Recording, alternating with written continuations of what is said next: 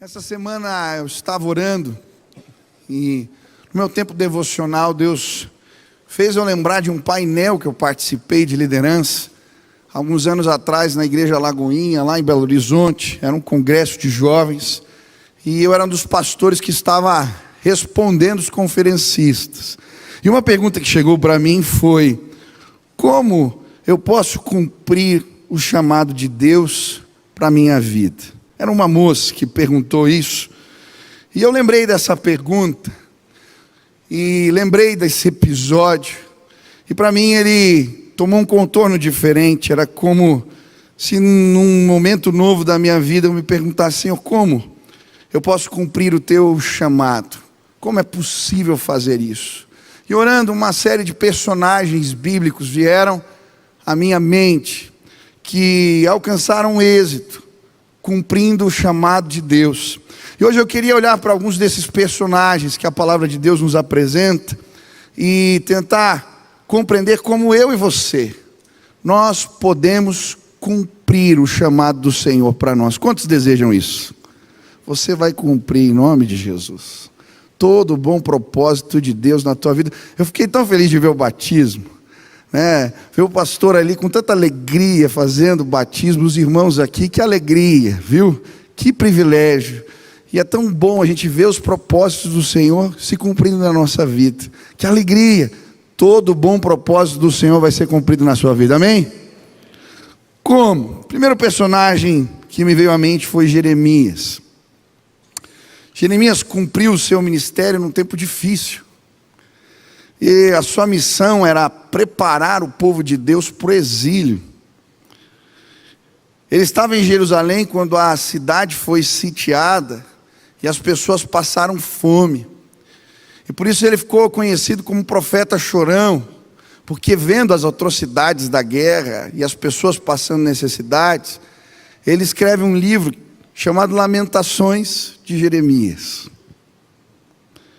Mas apesar das dificuldades, de confrontar autoridades no seu tempo, delas não entenderem, ele é preso, é lançado no poço. Mesmo assim, ele cumpre o chamado de Deus. E eu fiquei me perguntando, o que fez Jeremias cumprir o propósito do Senhor? Num momento como esse, como ele foi capaz de servir a Deus e alcançar êxito no trabalho que o Senhor confiou nas suas mãos. E o que me chamou a atenção na história de Jeremias é que o que o sustentava era a revelação especial de Deus.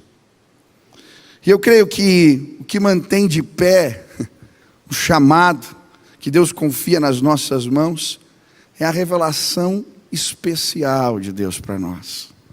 E essa revelação especial acontece de algumas formas na vida de Jeremias. Primeiro, ele recebe uma palavra. Jeremias capítulo 1, versículo 4 diz: assim veio a mim a palavra do Senhor dizendo: antes que eu te formasse, no ventre te conheci, e antes que saísses da madre, te santifiquei as nações, e te dei por profeta. Então disse eu: Senhor Deus, eis que não sei falar, porque ainda sou um menino. Mas o Senhor me disse: não digas, eu sou um menino, porque a todos a quem te enviar irás, e a tudo quanto te mandar falarás. Em primeiro lugar, o que sustentou o chamado de Jeremias foi a palavra revelada, a palavra específica de Deus. E sabe, a palavra do Senhor é a garantia que seremos bem-sucedidos. Eu gosto do texto quando Pedro está no barquinho, depois de ter passado uma noite inteira trabalhando, sem pescar nada, Jesus manda ele entrar no barco de novo, ir para as águas profundas e lançar a rede mais uma vez, numa hora não apropriada. E ele então diz para Jesus: sob as tuas palavras lançarei a rede. E o que acontece? Uma pesca maravilhosa. Sabe, a palavra revelada de Deus para nós, ela é a garantia que vamos cumprir o propósito de Deus para nós. Quantas vezes as palavras do Senhor me guiaram? Minha Bíblia está cheia de palavras grifadas, versículos. Talvez a sua, quem faz isso também? Tem até umas datas do lado. Tem na sua também? o dia que eu perguntei isso, o dia que Deus me falou sobre tal assunto, o dia que...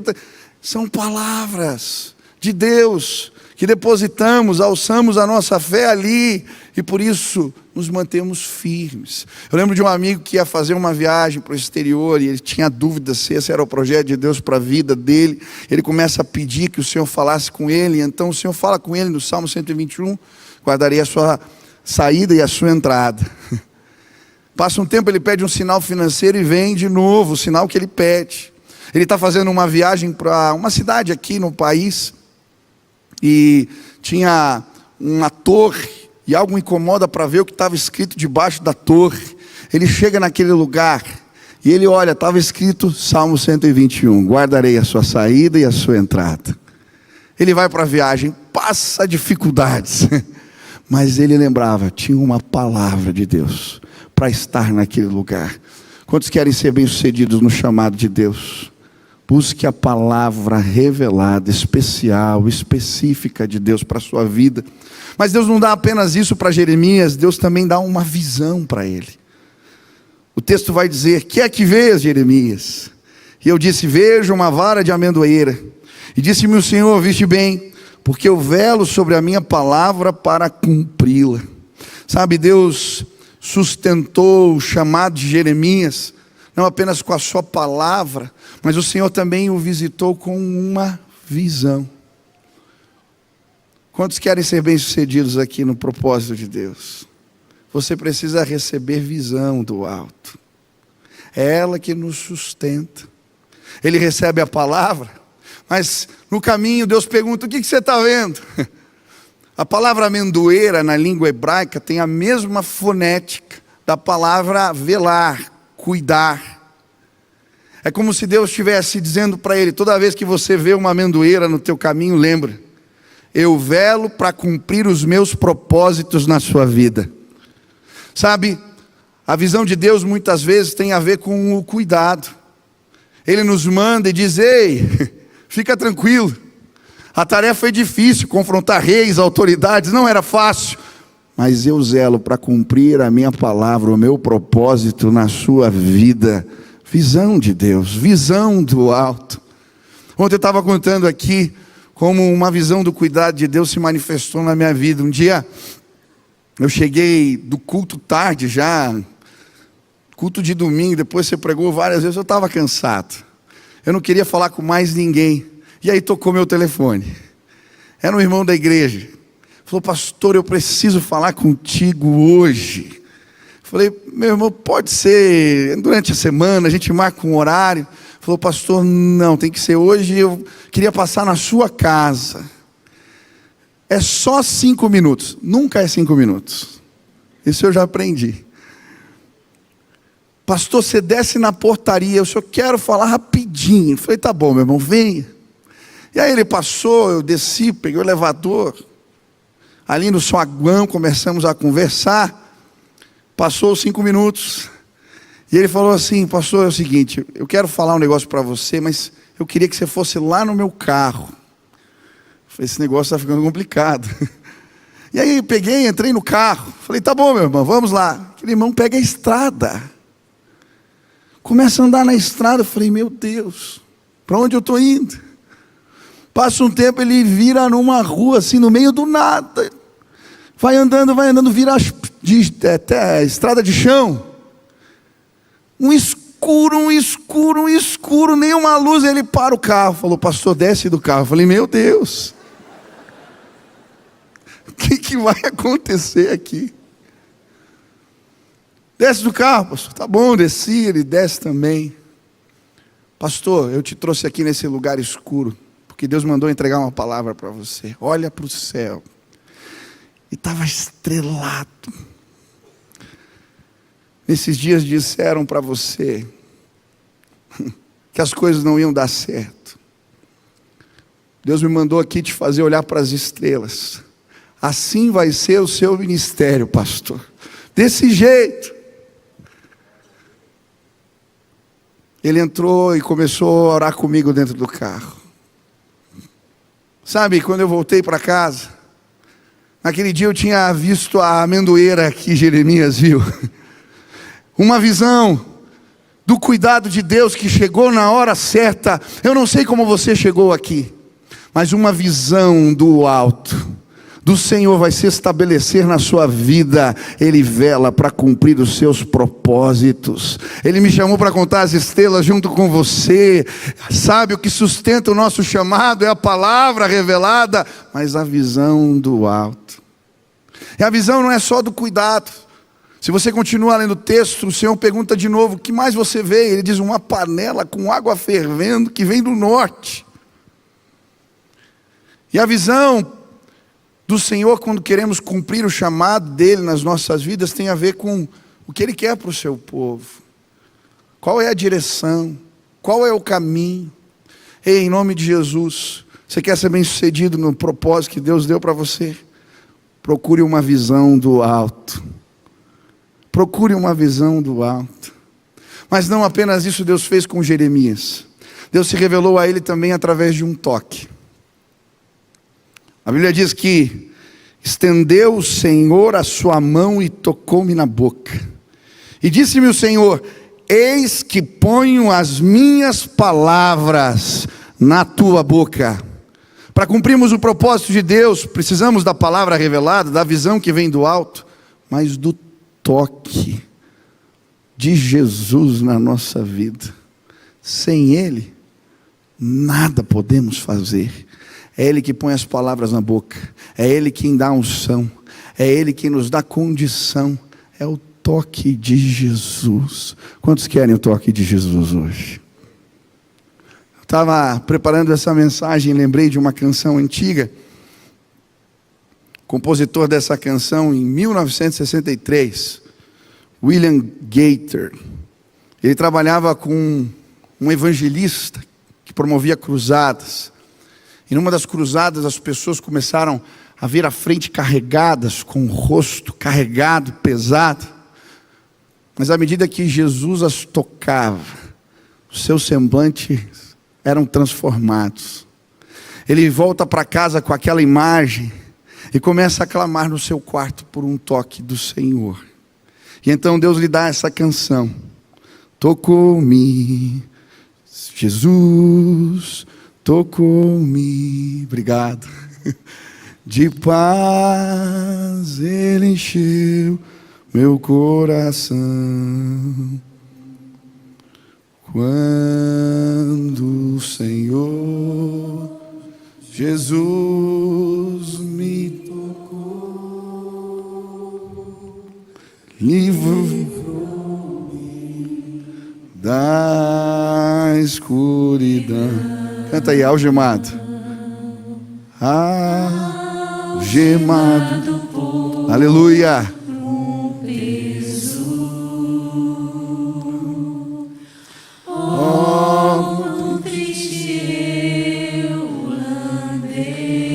Até sentir a mão de Cristo.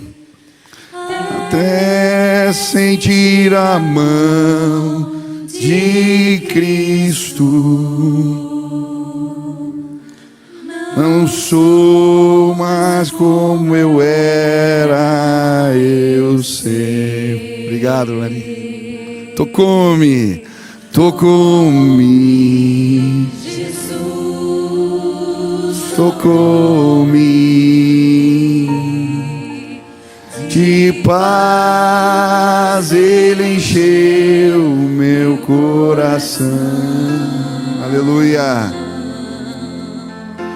Quando o Senhor Jesus me tocou, livrou-me da escuridão. Aleluia. Nós cumprimos o chamado de Deus quando o toque dele chega nas nossas vidas. Quantos desejam um toque de Jesus hoje? Ele vai te tocar.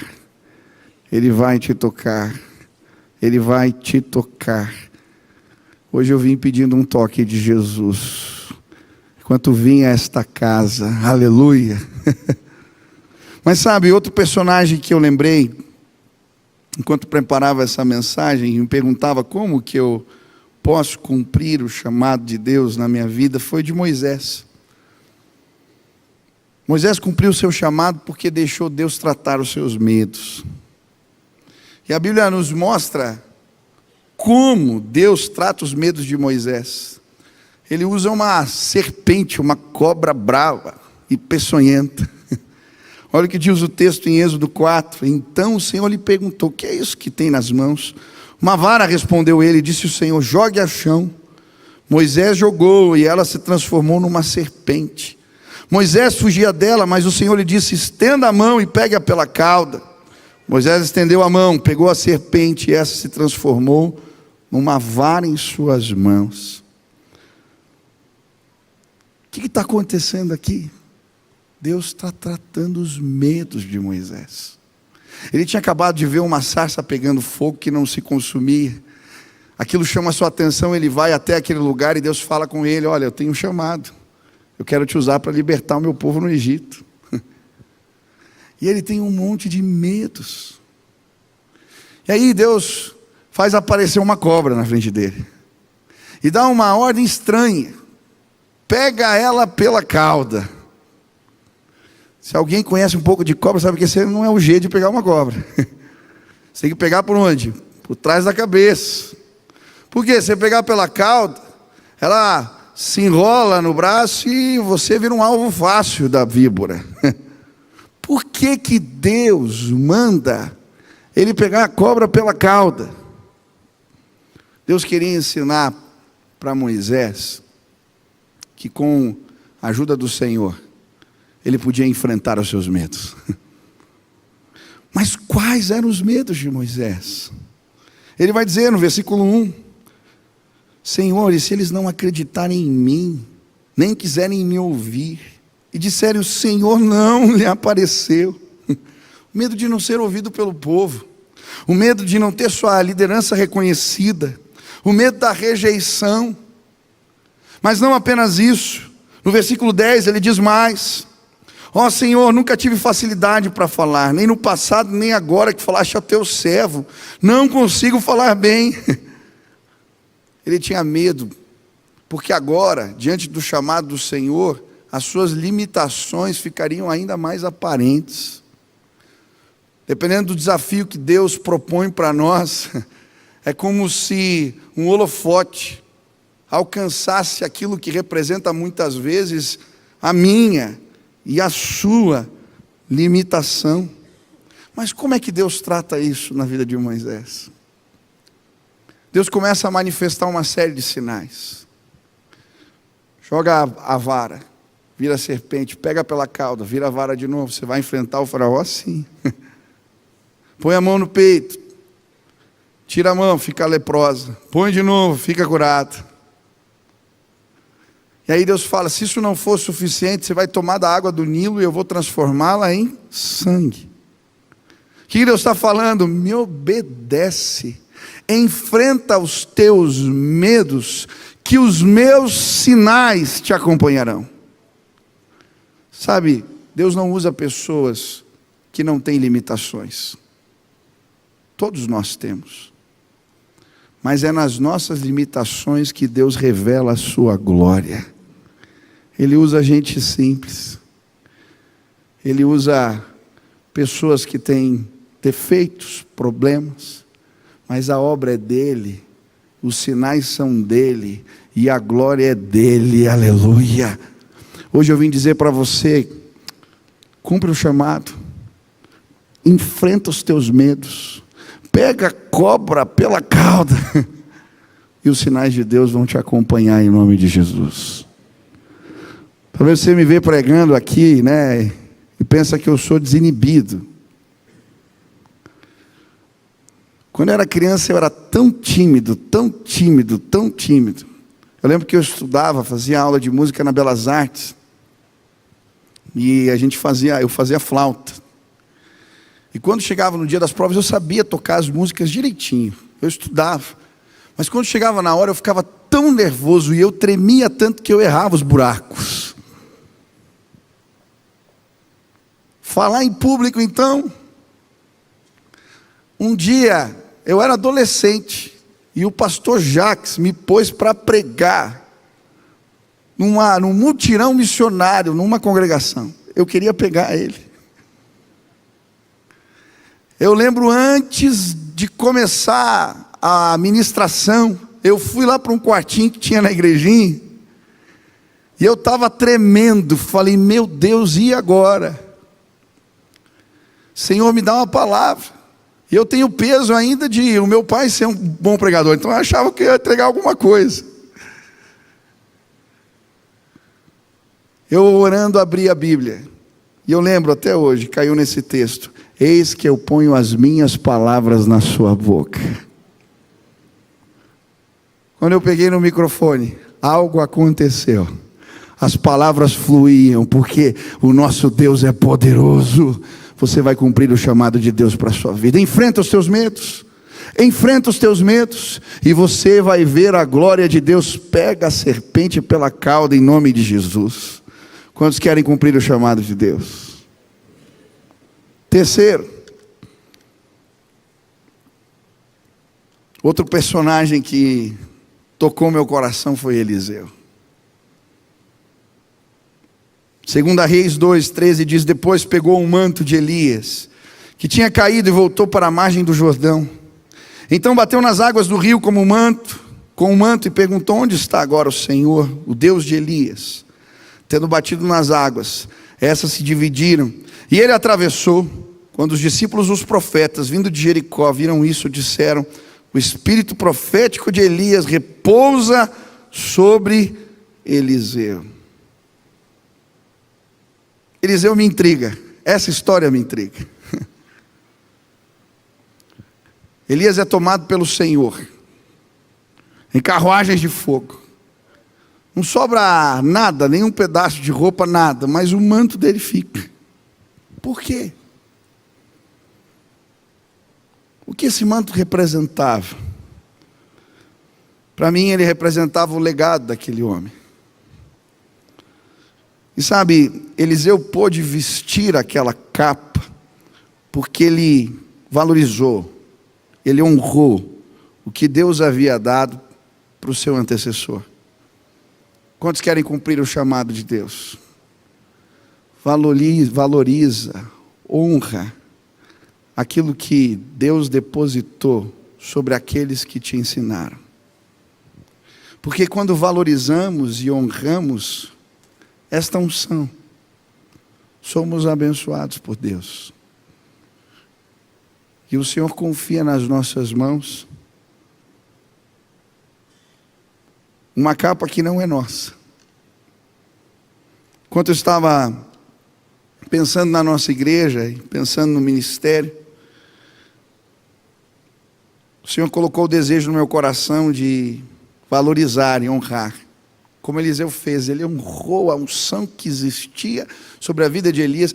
Elias está para ser arrebatado e vai de escola em escola se despedindo, e ele não larga, ele vai atrás, uma a uma. Ele está ali, no calcanhar. Quando ele chega no Jordão, Elias pergunta para Eliseu: o que você quer, menino? Não tem como continuar teu ministério sem a porção do Espírito que está na sua vida. Eu preciso. Ele diz: olha, não tem como te dar isso. Se você ver as carruagens, é sinal de que Deus já derramou sobre a sua vida. Unção nós conquistamos na presença, mas ele valorizou. E eu comecei a lembrar e valorizar a devoção. A devoção da minha mãe. Hoje eu lembrei tanto dela, despedida da Anelita, apareceu um monte de foto da minha mãe aqui também. Os caderninhos de oração dela e do pai. Quantas vezes eu abri a porta e eles estavam de joelhos orando. Obrigado, Senhor, pela vida desses que me ensinaram a ter uma vida de oração, uma vida de devoção.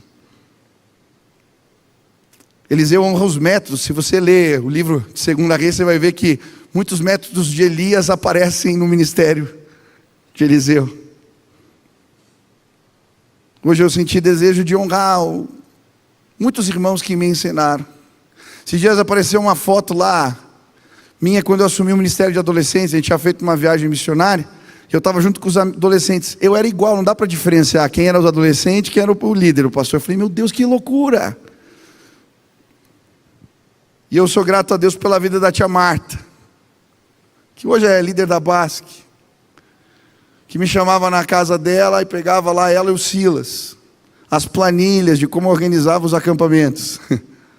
Olha, é assim que faz. Aqui, ó, pauta para reunião, Michel. Me ensinava a conduzir as reuniões. Que bênção. Fiquei lembrando do pastor Edson, meu primeiro funeral. Eu era obreiro aqui. Aí não tinha quem mandar, mandaram eu. O pastor Edson me ligou, Michel, para você fazer o funeral. Pastor, eu nunca fiz. Aí ele falou, não, mas é você.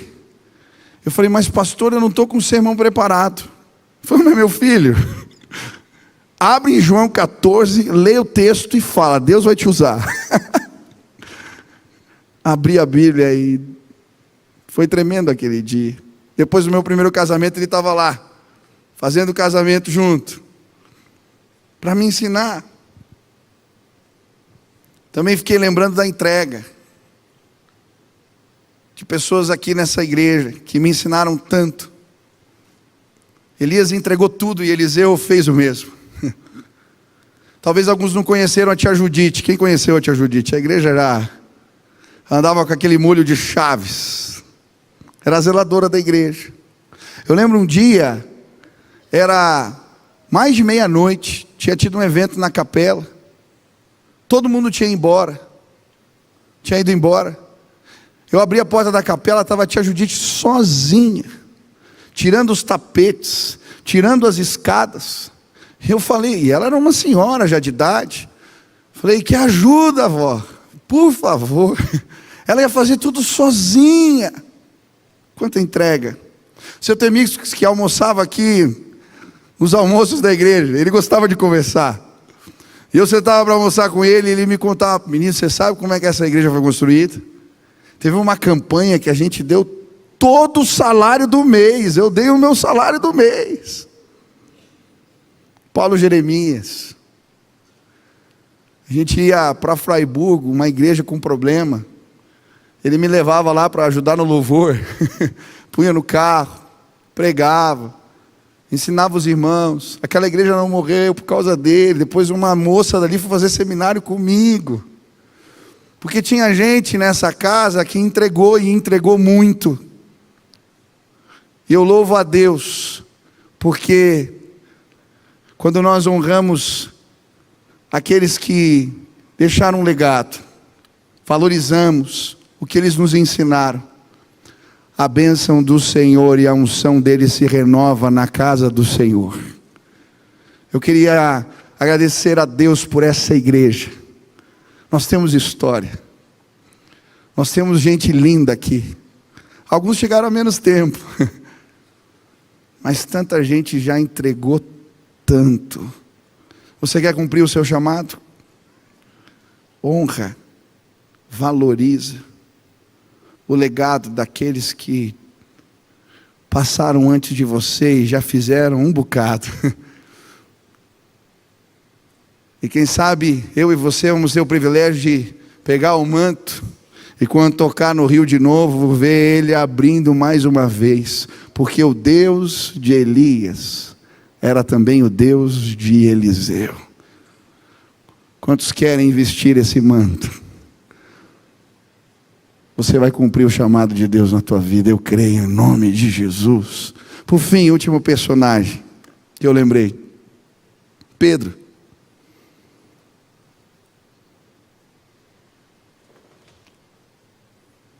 Se queremos cumprir o chamado de Deus, temos que estar dispostos a fazer renúncias. Pedro, ele vive um contraste. Depois de uma grande frustração, entra no barco, ouve as palavras, lança a rede e vem a pesca maravilhosa. Ele tem que chamar o barco de um amigo para levar os peixes para a praia. Mas sabe, ele podia olhar, talvez foi a maior pesca da sua vida. o melhor negócio que ele já fez. Mas quando Jesus fala: filho, eu quero te fazer um pescador de gente, ele abandona a pesca maravilhosa. Tem muita gente que não entende o que é abandonar a pesca maravilhosa. Você quer cumprir o chamado de Deus? Você vai ter que fazer renúncias. Algumas são mais fáceis, outras mais difíceis. Mas uma coisa que eu tenho aprendido é que elas não param. Os ciclos novos da graça de Deus vêm e Ele pede novas renúncias. Mas quando a gente tem coragem de dar o relógio, como o Luiz fez, e pela fé abre mão, sem saber o que vai acontecer, vem o relógio, o iPad e o dinheiro. E a ilustração final do pastor, pela graça de Deus: Deus é bom e Ele cuida de tudo. Tem muita gente aqui que está segurando no barquinho, ele está cheio d'água, ou está fascinado, deslumbrado com a pesca maravilhosa, e está atrasando milagres de Deus. Sabe, as maiores experiências que eu tive com o Senhor foi quando Ele me pediu algo e pela fé eu entreguei. A provisão milagrosa vem sempre acompanhada da obediência. Ontem estava falando sobre o Natal: ouro, incenso e mirra. Eu já vi várias explicações sobre o ouro, incenso e mirra. E de fato, se olharmos para cima, eles entronizam Jesus. É o Messias revelado. Mas se a gente olhar um pouco para baixo, a gente vai ver uma família que obedeceu, que não tinha dinheiro para pagar uma hospedagem, e chegou ouro, incenso e mirra. Pior, tinha que fazer uma viagem para o Egito, porque Deus os manda para lá, ficar um bom tempo. E agora eles tinham provisão para todo o tempo necessário, porque o nosso Deus é fiel. Você quer cumprir o chamado de Deus na sua vida? Quantos querem isso? Hoje eu quero orar por você, que a palavra revelada do Senhor, ela alcance a sua vida, que a visão do alto abra os seus horizontes, que o toque do Senhor te capacite, que você enfrente os seus medos com a ajuda de Deus. Que o Senhor te dê a graça de valorizar a unção daqueles que passaram, aqueles que te ensinaram, o legado deles. Que Deus nos dê a graça, sim, de fazermos renúncias e experimentarmos a fidelidade do Senhor nas nossas vidas.